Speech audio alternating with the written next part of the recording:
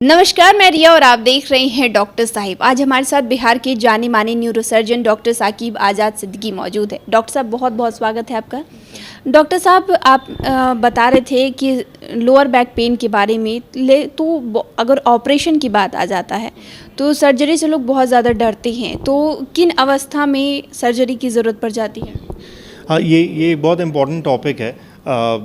Surgery से लोग बहुत डरे रहते हैं क्योंकि जितने लोग भी मेरे पास आते हैं जिनको सर्जरी की ज़रूरत पड़ती है, उनको यही रहता है कि सर्जरी करने से मेरे पैर तो दोनों पैरालाइज नहीं हो जाएंगे।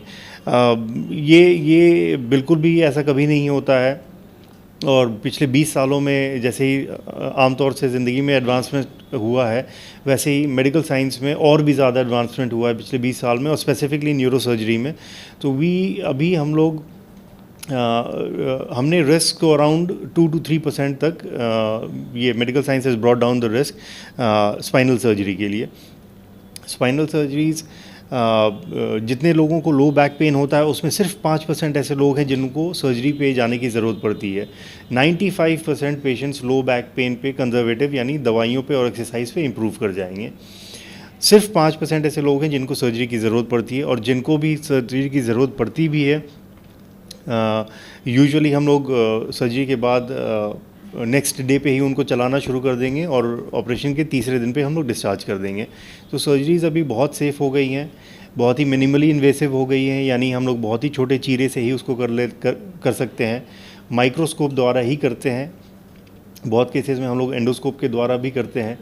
तो सर्जरीज़ एज सच अभी प्रेजेंट टाइम्स में बहुत ही सेफ़ हो गई हैं। उससे डरने की ज़रूरत नहीं है। अपने डॉक्टर से सर्जरी की अगर ज़रूरत आपको पड़ती है तो डिटेल में उनसे डिस्कस करें।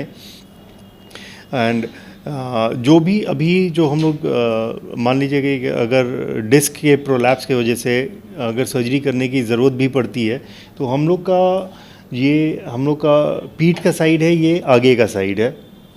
तो मान लीजिए कि अगर इस लेवल पे मेरा डिस्क निकल रहा है और वहाँ पर हमको डीकम्प्रेस करने की ज़रूरत है, डिस्क को निकालने की ज़रूरत है, तो जो मार्क हमने किया है ब्लैक पेन से आप देख सकेंगे, सिर्फ उतनी ही हड्डी हम लोग को निकालने की ज़रूरत होती है। हम लोग का 3 सेंटीमीटर का या 2.5 से 3 सेंटीमीटर का इंसिजन होता है, माइक्रोस्कोप के द्वारा हम लोग करते हैं। सिर्फ उतना ही हड्डी निकालने की ज़रूरत होती है और उसी से ही हम लोग सारे डिस्क को निकाल देते हैं और नस को और स्पाइनल कॉर्ड को फ्री कर देते हैं। सो ये surgery has become very safe. अभी भी सिर्फ 5% लोगों को वो ज़रूरत है, लेकिन अगर उस 5% में कोई पेशेंट आता है तो डरने की ज़रूरत नहीं है।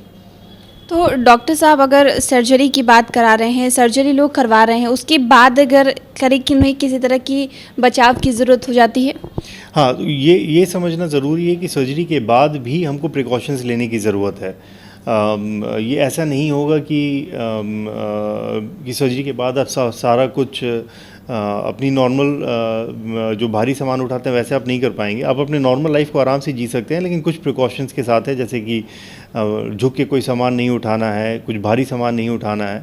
तो ये कुछ छोटे प्रिकॉशंस रहते हैं, लेकिन अपार्ट फ्रॉम दीज आप अपना डेली लाइफ के सारे काम कर सकते हैं। तो आपने जो डॉक्टर साहब जो अपनी जानकारी दी है लो बैक पेन के बारे में, उसके लिए बहुत बहुत शुक्रिया। Thank you very much.